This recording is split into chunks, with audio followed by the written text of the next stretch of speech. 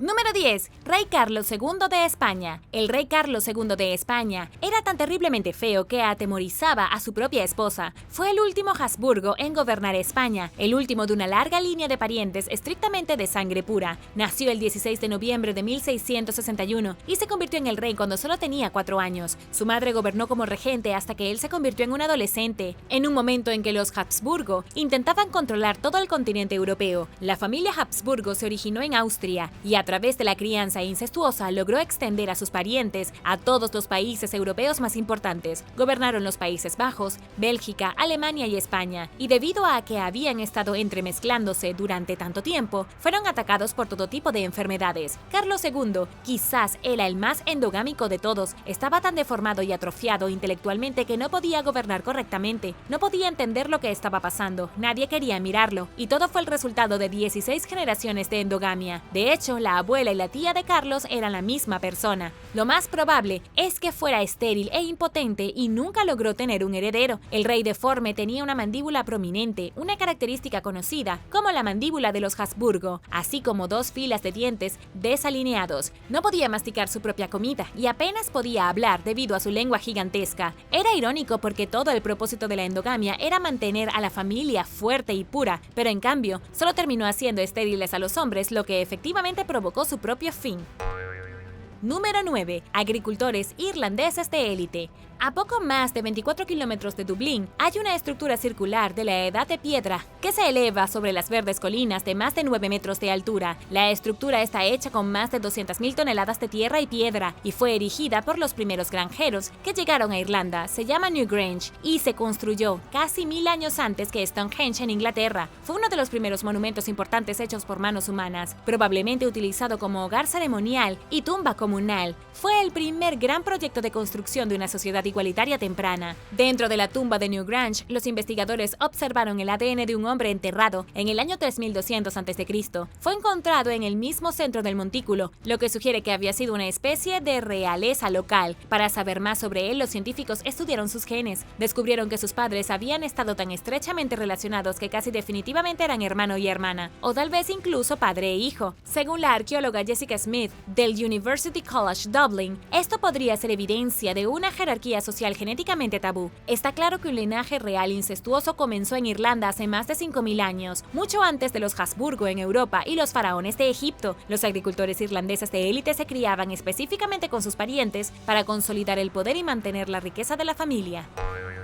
Número 8. La condición de sirena. La leyenda de la sirena se originó en la antigua Asiria hace poco menos de 3000 años. Los asirios adoraban a la diosa Atargatis, que era una sirena. Su culto se extendió más tarde a Grecia y Roma, y la leyenda de la sirena se volvió más romántica y fantasiosa. En la mitología asiria, Atargatis era una diosa de la fertilidad, que se transformaría en un híbrido humano-pez. Había otra diosa de la mitología asiria, también llamada Ascalón, que tenía el cuerpo de un pez. Los historiadores creen que la adoración de ambas deidades se fusionó en una y luego la historia cambió y evolucionó a partir de allí. Con respecto a las mutaciones, hay una teoría que afirma que el origen de las sirenas en realidad tiene algo que ver con un síndrome llamado sirenomelia. Es una malformación congénita rara y generalmente fatal causada por la fusión de las extremidades inferiores. Una persona nace con piernas fusionadas como la cola de una sirena, y aunque nadie está realmente seguro de qué causa la mutación, probablemente tenga algo que ver con la genética corrupta. Algunos investigadores creen que el producto de una relación incestuosa podría tener mayor probabilidad de nacer con sirenomelia. En otras palabras, no está totalmente fuera del ámbito de la posibilidad de que en algún lugar de la historia de Asiria naciera un bebé real con las piernas fusionadas. Luego, el bebé generó leyendas de sirenas en todo el mundo.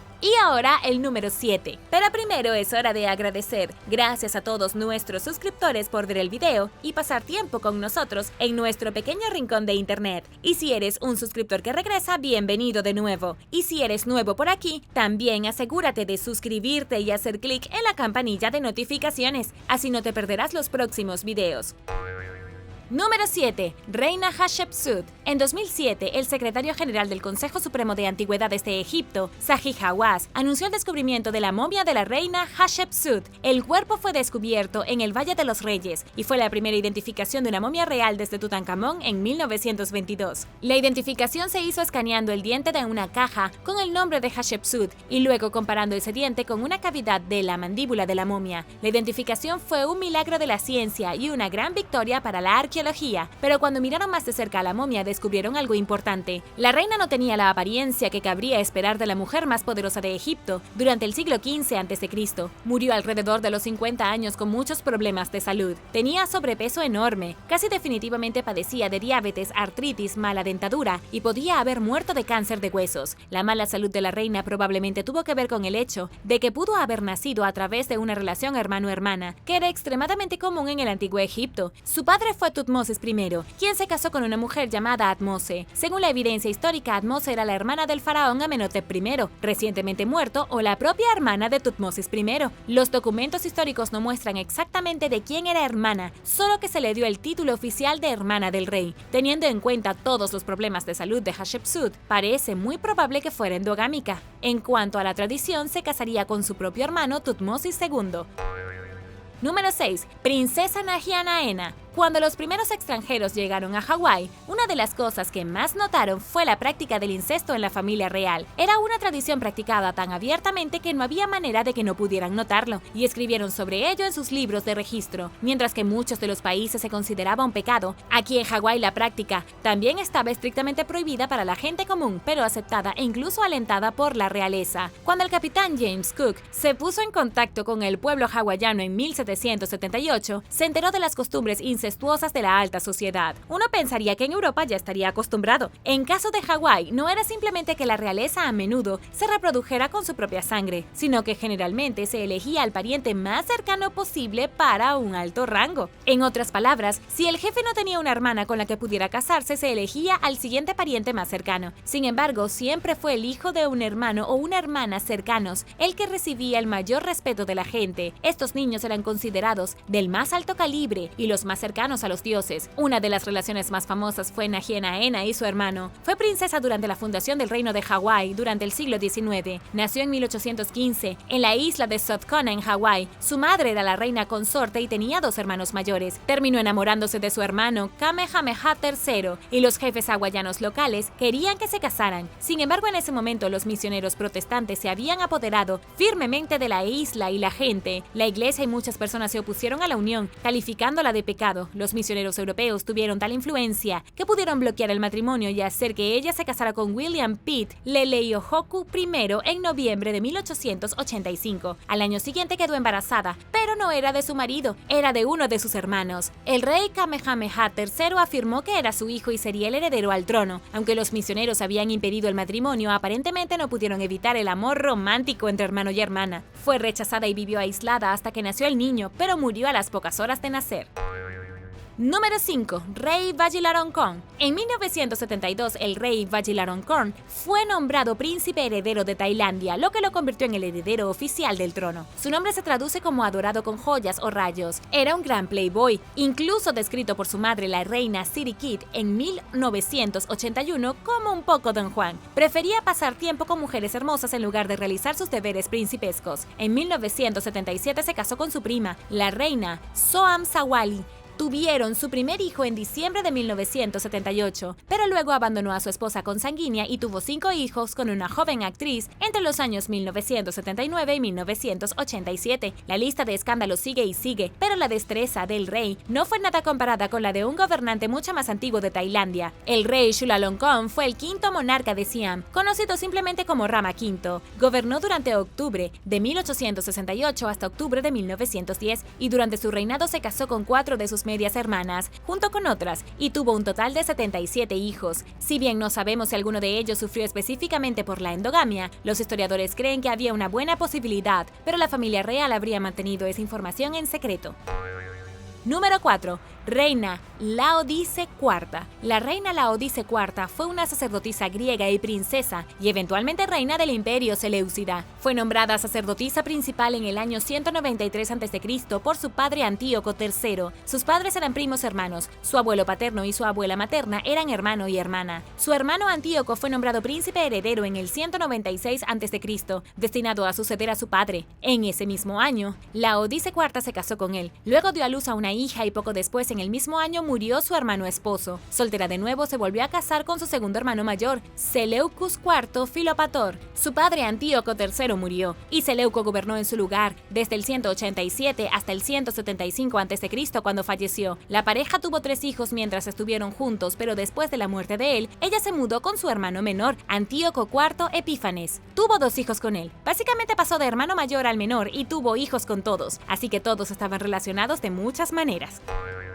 Número 3. El emperador Nerón. El emperador Nerón pasó a la historia con una mala reputación. Era un hombre desviado y violento y se rumora que tenía una relación bastante inquietante con su madre. Para entender la mente retorcida de Nerón tenemos que remontarnos al año 65 después de Cristo, cuando murió su esposa Popea Sabina. Supuestamente falleció durante el parto, aunque se rumoraba que Nerón la había matado a patadas a propósito. Al año siguiente se casó con Estatilia Mesalina y poco después de eso se casó con un hombre llamado Sporus, que supuestamente se parecía mucho a su primera esposa, que murió al dar a luz. Hizo castrar a su esposo recién casado y lo hizo desfilar en público vestido como una mujer. Como lo muestra la evidencia, Nerón tenía muchos gustos diferentes y era un personaje bastante colorido. Para empeorar las cosas, supuestamente cayó en una relación romántica voraz con su madre. Algunos historiadores incluso creen que la locura de Nerón y la brújula moral rota se debieron a su propio nacimiento a través de la endogamia. Su padre falleció cuando solo tenía 2 años. Fue adoptado por el emperador Claudio cuando él y su madre Agripina se casaron. Claudio era el tío paterno de Agripina. Se cree que ambos eran productos de un linaje endogámico que se remonta a generaciones. Podría ser que, aunque Nerón no se vio afectado físicamente, sufrió mentalmente como consecuencia de estas relaciones.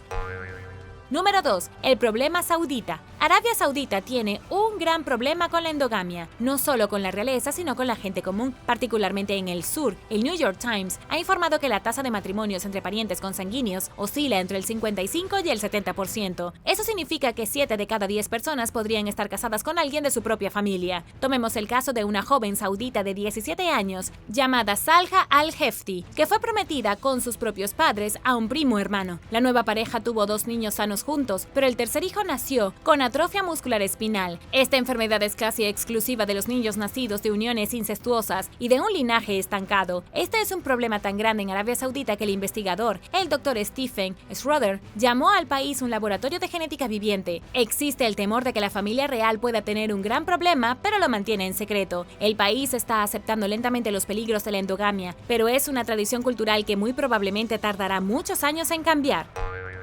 Número 1. Los mayas incestuosos. Al igual que los europeos, los egipcios y los gobernantes del Medio Oriente, la gente de Mesoamérica también practicaba el incesto, en particular la realeza maya. Uno de los mejores ejemplos de esto nos lleva a un lugar llamado Palenque, una ruina en la selva del sur de México. Si bien hoy en día queda muy poco de Palenque, aparte de las pirámides que se desmoronan y las misteriosas tumbas subterráneas, alguna vez fue un importante centro de astronomía, matemáticas e ingeniería. Cuando Europa se tambaleaba en una edad oscura, los mayas avanzaban a pasos agigantados. Gobernando a la gente de Palenque en el siglo VII estaba el rey Pakal, también conocido como Pakal el Grande. Gobernó entre el 615 y el 683 después de Cristo, un total de 68 años. Esto lo convierte en el 6º monarca soberano gobernante verificado más largo de la historia, y fue hace más de 1300 años, cuando se descubrió el cuerpo del rey Pakal en un sarcófago en lo profundo de una tumba fabulosa de Palenque. Fue un descubrimiento bastante importante. Fue el equivalente maya del descubrimiento de Tutankamón en Egipto. Su sarcófago fue minuciosamente tallado, pesaba 22 toneladas y su tumba estaba llena de artefactos preciosos. Sin embargo, de lo que estamos aquí para hablar es de su pie. El rey Pakal tenía un pie sambo, que los expertos creen que fue resultado de generaciones y generaciones de reproducción incestuosa. Los mayas hicieron esto para proteger su linaje, al igual que en todas partes del mundo, y causó problemas genéticos. Aunque el rey Pakal dominó la jungla mexicana durante casi 7 décadas, cojeaba con un pie sambo porque sus padres, casi con seguridad, habían sido parientes consanguíneos. Gracias por ver el video. ¿Qué piensas de la endogamia? Déjame saberlo abajo en los comentarios. Y no olvides darle me gusta al video. Asegúrate de suscribirte antes de irte y nos vemos la próxima vez.